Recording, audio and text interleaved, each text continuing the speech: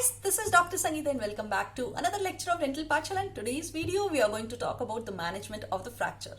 So how do you manage a fracture? When a fracture patient, especially a facial fracture after the road traffic accident, after any traffic accident, after any sports injury, if the fractured patient comes to you, or if you have been called by any of the surgeon to assist along with the fracture. So how are you going to treat it? The first thing you are going to see is maintaining the airway, breathing and circulation. So maintaining airway, breathing and circulation is the utmost important thing.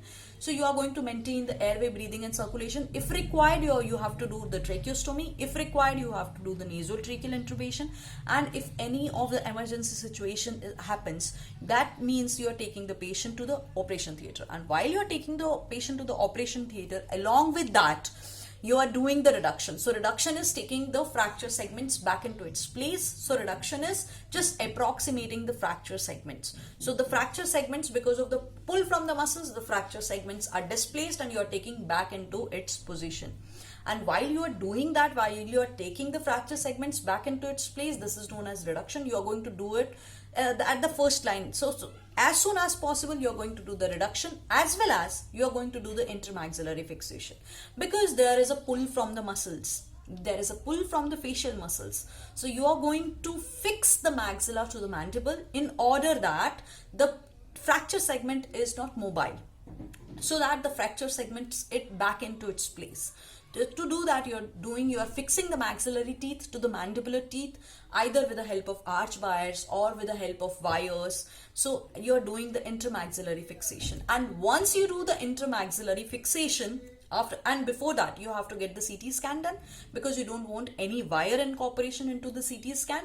So before doing the intermaxillary fixation, if it is required, get the CT scan done. After the intermaxillary fixation, after the CT scan is done, you are letting the patient take rest. Let the swelling subside. Before that, you are doing the soft tissue management.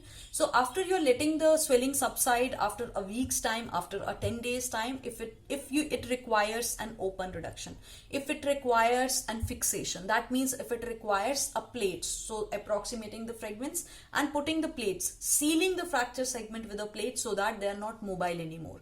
If you are doing that, if you're doing internal fixation, after the internal fixation surgery, you are removing the intermaxillary fixation. So both the wires which you have put, you are taking it out so that patient can eat or speak properly. And if you are not going for the internal fixation, if you are not putting any plates or screws, then you are letting this intermaxillary fixation for 4 weeks up to 6 weeks of time till the healing of the bone happens. So till then, the fracture segment are immobilized so that the secondary healing can happen, so that the callus formation can happen, and finally the bone formation can happen. So this is the way you are going to manage the fracture. And this video, we are going to talk about the management of the fracture. So without further ado, let's get started.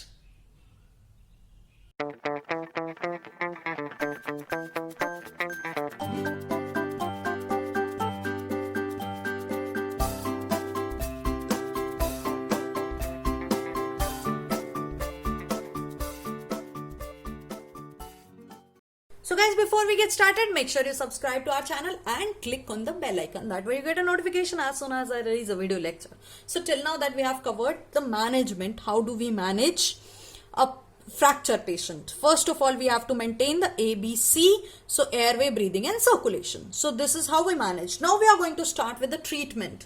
Now when the patient is managed and when the patient comes to you, you have to do the soft tissue management on the spot, on the same day, or as soon as possible, that means. And if any surgery is required for the treatment of the fracture, so that is to be delayed for 1 week of time up till to 10 days. So from 7 to 10 days, we are not going to do the treatment, to do the surgical treatment of the mid phase, because we want all of the swelling to subside, and then and only then we are going to do the surgical approach for the treatment of the fracture. Until then, we are going to do the management. We are going to maintain the bleeding, airway, circulation, as well as we are going to do the soft tissue management, not the fracture management. So until the edema, swelling has subsided, the swelling has come down, we start with the management. We start treating the mid phase now. The objective of treatment of the mid-phase fracture is that we want to achieve the reduction. So and we are doing so by fixing. So what does that mean? That means when a fracture happens, a hand fracture happens. So if you have seen any of the limb fracture, now what a doctor do? You go to a doctor and he approximate the broken fragment. Suppose there is a fracture and suppose this part has gone somewhere shifted like this. So what the doctor does is he approximate the both of the fragments. Suppose if there is a fracture here. So he approximate both of the fragments. So if the fragments are shifted like this. So the first approach is to approximate both of the fragments, right? So when we approximate both of the fragments, we want to make sure that because this fracture line is not moving anywhere else, because we have facial muscles, because otherwise if we leave it like that, what will happen when the patient opens the mouth? It will come back to its original shape. So because of the muscle pull and because there is a fracture line, so again what will happen, because there is a pull from the back of the muscle, so from pull of the pterygoid muscle, now again the fracture will come back. Again the maxilla, in case of a mid fracture, if the fracture happens and we are not fixing it, so what will happen? The maxilla will come down and back again because of the pull from the muscles, from the pterygoid muscles. So what we want to do is we want to make sure that the original position where the bone is supposed to be, it comes down and it is fixed to that its original position, so that the union happens, so that there is a bone formation which takes place. So in order to do that, we have to make sure that the position of the bone is in its original position. So we have to do the reduction. Reduction is basically approximation, that we are approximating the two fragments. And there is a separate video for open reduction and close reduction. You can also watch that. So reduction is basically approximating the two fractured segment. So this is a kind of a reduction. Then because of the pull from the muscles, because there are a lot of facial muscle when the patient eats, open the mouth, these fracture segments are going to displace. In order to do that, we are fixing it. So we are not fixing the fracture segment exactly, we are fixing the maxilla to the mandible. So like that we are fixing the mandibular teeth to the maxillary teeth. So like that we are fixing the teeth so that the mouth is opened. So this is known as intermaxillary fixation, or also known as maxillomandibular fixation, we can say. So the objective of the treatment is to achieve the reduction. So if the fracture segment has displaced from its place, we have to get it back to the normal position, and we have to make sure that the patient closes the mouth, maintains the same position. Otherwise what will happen, there will be, if the surgery is delayed 1 week, so there will be a malunion which can happen. So the whole of the face is going to be a different face, because if the union happens at a different site, then the patient will look different. So the objective of the treatment is that we are achieving the reduction followed by adequate period of fixation. So because we want the fracture segments to be at its place, so that the healing of the bone can happen, so that the union is stabilized. And how do we do the reduction? So we have basically 3 concentric rings. So the facial skeletal can be divided into 3 concentric rings. So first concentric ring is the upper part. So that means that is going to involve the frontal bone as well as the zygomatic complex. So how do we reduce it? We cannot just put it back to its position wherever, whichever way we want. No, there is a system to do that. There is a system to get the maxilla into its position. And how do we do that? There is a method of fixation. So the reduction, we are going to take back the maxilla back into its place. So first thing we reduce is, first of all we start from the outer bones. So if this is a circle, so whatever is the outer parts of the circle, for example, if you can see the zygomatic bone, you can see the orbital part of the frontal bone, so the frontal bone. So like that, we first take the outer side of the bone back into the place and go towards the inner. So we first fix the frontal bone, zygomatic complex into its position, and then we do the central reduction, or then we do the block reduction. So, and then we take the maxilla back into place, and we make sure that the maxillary mandibular teeth are into its proper occlusion. And this is the reason that in a mid-face fracture or in any facial fracture, there is a requirement of the maxillofacial surgeon, because otherwise a normal surgeon, he cannot do it exactly because he has no idea of occlusion. So the central reduction or the block reduction is done, and then the teeth are get into occlusion, and then it is fixed either with the wires, or we are doing the fixation, the interdental wiring. So using the mandible as a guide, and we have the mandible, now we also have the teeth in the maxilla. Once we are getting all of the teeth in occlusion, that means the upper anatomy of the mid-facial skeleton is in its place. That means when the teeth are in occlusion, that means whole of the complex, upper complex, is in its shape, is it in its correct position. So we do the reduction and we immobilize the mid face to a fixed point on the vault of the skull. So what we want, we don't want this maxilla to move until and unless we do a surgery, until and unless we reduce it. We want this maxilla to be in its proper position. So there are two kind of fractures. Either it can be the half face fracture, so it can be a unilateral maxilla fracture, or it can be a bilateral or sagittal fracture. So sagittal is the line which divides into right and left. So the unilateral fracture we are going to talk about in the today's video, and the bilateral fracture we are going to talk about in the next video. So talking about the one side, when the one side of the face is fractures, it is actually very easy because we have a reference point. Suppose if this reference point we have, and this point is fractured, and this whole of the complex has gone inside. So we have a reference point. We know that we have to take zygoma, take the zygomatic bone till the level of this side. So we have a reference point. So one side is normal, and we have to just correct the one side occlusion. So what do we do if the fracture segment is mobile? Suppose this segment is mobile. Then we use our hand, we take the pressure from the hand and we reduce the fracture. So with the help of hand only, we are adjusting this fracture segment so that the teeth come into occlusion. And if we look from the front, then both the maxilla, both the zygomatic bone, they look symmetrical. So like that, with the use of hand, if the fracture segment is mobile, we use the digital pressure to reduce the fracture.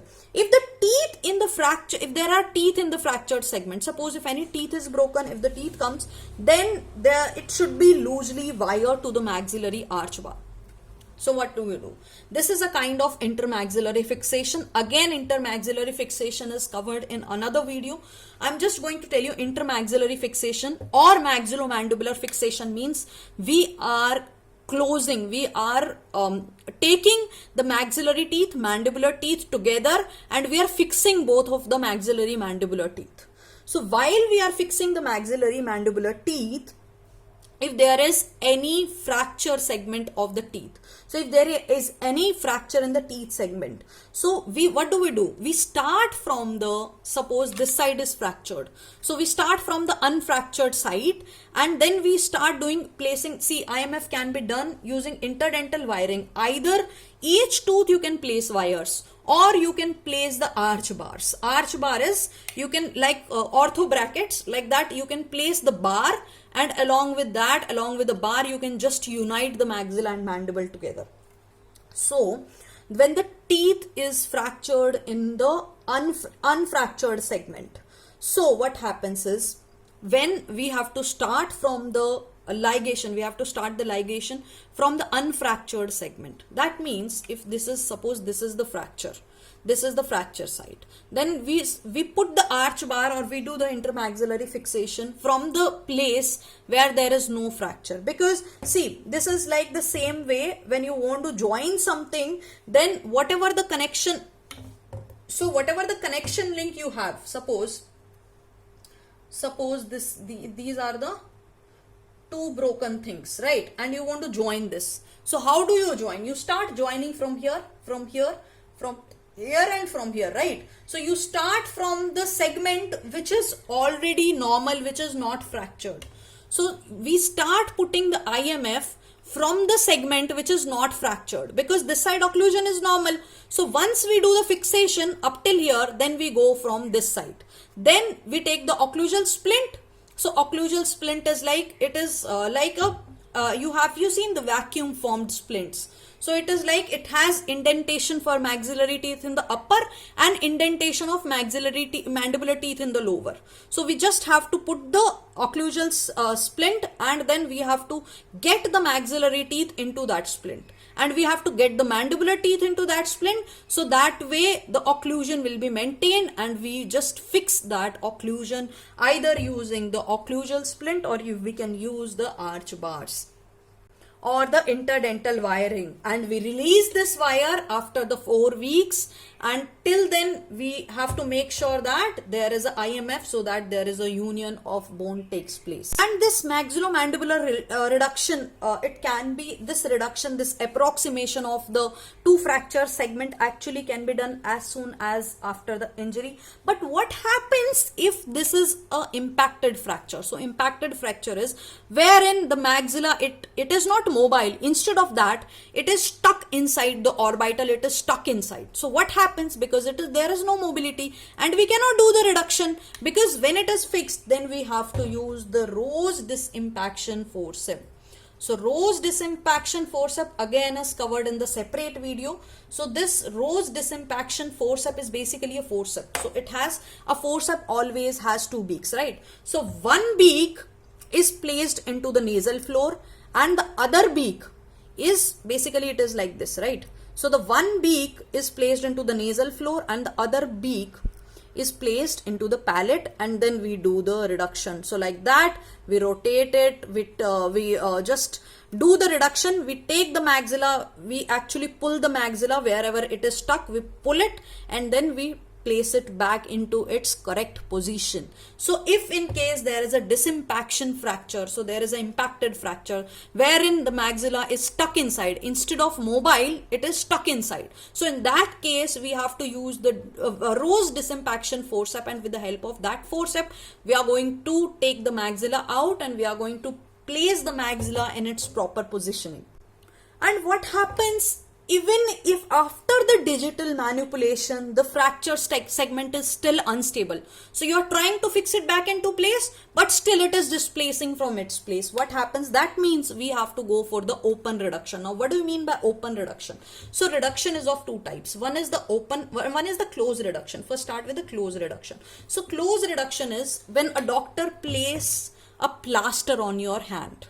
Suppose if a hand is fractured, that means there is no cutting of the skin, there is no incision, we are not reaching up to the bone, so it is just from the outside, so that there is no invasive procedure. That is the close reduction. Open reduction is when there is an incision, we are reflecting the flap and reaching up to the bone. So that is the open reduction. That means that is an invasive procedure. That means we are doing some kind of surgery. We are going inside the bone, cutting the flap, cutting the skin. So like that, it is an open reduction. So what happens when this fracture segment is unstable? Then we have to go for the open reduction. Then we have to do the surgery, and then we have to reflect the flap. And if we are planning to proceed for the open reduction, then before doing this open reduction, we should do the IMF first. So intermaxillary, first we have to fix the maxillary and mandibular teeth together, so that while we are fixing it, basically the occlusion is maintained. So first we have to maintain the occlusion, then we have to fix the fracture segment. So before doing, if you are planning for open reduction, then before doing that, we have to fix the maxillary as well as the mandibular teeth together. Before doing the open reduction, you can either use the occlusal sprints or you can use the arch bar. So before putting the bone plates or before putting the interosseous wiring also, we should first get the maxillary mandibular teeth together and fix it. That is the intermaxillary fixation or the maxillomandibular fixation. Now when the teeth comes into place of fracture line, they are left in the place as of now, until and unless there is excessive mobility or there is a coronal fracture. Now what happens if there is a coronal fracture of the teeth? Then most of the chances this is going for the extraction. So if the patient is a edentulous patient, like we have our Mr. Venkat. So if the patient is edentulous, and what happens if one of the maxilla is fractured? Now this is easy. See, edentulous bilateral maxillary fracture is very difficult to treat, but it is very easy to treat the unilateral, because one side we already have the idea, we already have the guide. So edentulous hemimaxilla, hemi means half maxilla, is fractured. It only requires the digital reduction of the fractured pieces. So we can just put it back into its place with the help of our hands, gloved hands. So the fracture should be reduced in 7 days up to 10 days of time. So before there is a callus formation, not after this, because after this there is going to be the callus formation. There are high chances that the bone, there can be a malunion of the bone can takes place. So till this time the fracture segment are reduced. That means the fracture segments are approximated. So before doing any surgery, we are just putting the fracture segments back into its place. So we are doing the reduction, approximating the two fracture segments, and we are immobilizing those fracture segment. See, because mouth, we have the free mandible, so there can be a movement because of the muscle pull. So we are reducing it by using the intermaxillary fixation, so that the fracture segments are fixed into its place, and we are fixing the fracture, we are fixing the maxilla to the mandibular teeth together. And then we are waiting for 7 to 10 days of time if we want to do the open surgery, if we want to plates, if we want to put the mini screws, we want to put the mini plates. So if you want to do any surgery, then you should wait for 1 week to 10 days of time, not after that.